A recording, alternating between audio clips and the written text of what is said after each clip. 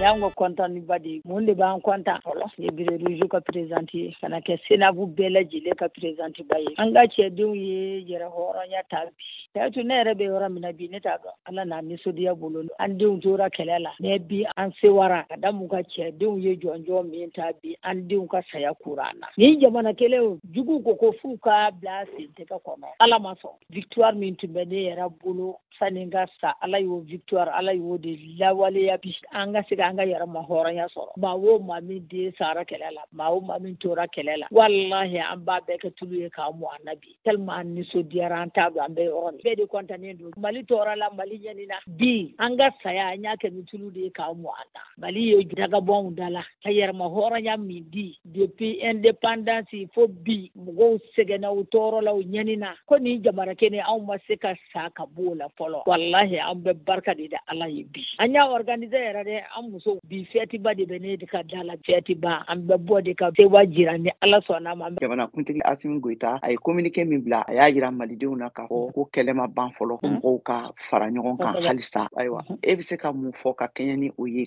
ladili kana ka ɲɛsin fara ɲɔgɔn kan ma bi maliyɛn bɛɛ lajɛlen kan ka yɛrɛma hɔrɔnya da ta bi diɲɛ ko wo ko min bɛ maliyɛn fɛn o fɛn min kɔnɔ bɛɛ kan k'a bila bi k'a ɲɔngiri an ka se ka ɲɔgɔn bolo minɛ ayiwa an tɛgɛ di ɲɔgɔn ma mali ye jɔnjɔn min sɔrɔ pour an bɛ se ka bɔ o kɔlɔlɔ kɔnɔ ne kɔni bɛ min ɲini maliyɛn fɛ fɛn o fɛn min dimi bɛ min bɛɛ kɔnɔ bi an kan k'a bɛɛ bila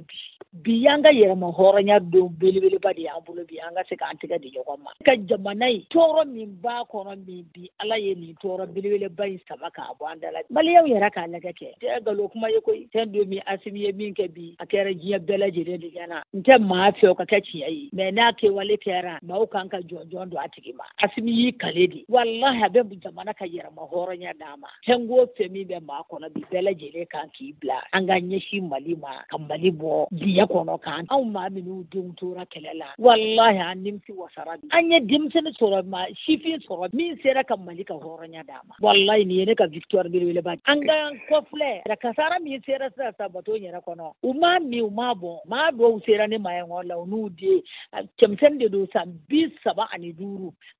ka denbaya bɛɛ lajɛlen tora bato in kasara la anw t'a dɔn wala ni yɛrɛ bɛ se ka kɛ anw tilela o ni ala ye din k'anw tilela an b'a fɔ alhamdulilahi bil alamina mali ye halala dugu di ala ka nin dagabilen bɔ mali da la ala ka nin kɛlɛ ye ala ka sebaya di mali ma an bɛ min ɲini ala fɛ ni musow ka duwawu ye tiɲɛ ye victimew de don u denw tora kɛlɛ la mali bɛɛ kɛra victime ye jamana bɛɛ kɛra victime ye n'o sen jeli o bolo jeli Assimi bɛ min ɲini jamana in kɔnɔ ala k'a d'a ma Assimi sara yɔrɔ min an bɛ to a nɔfɛ ye wallahi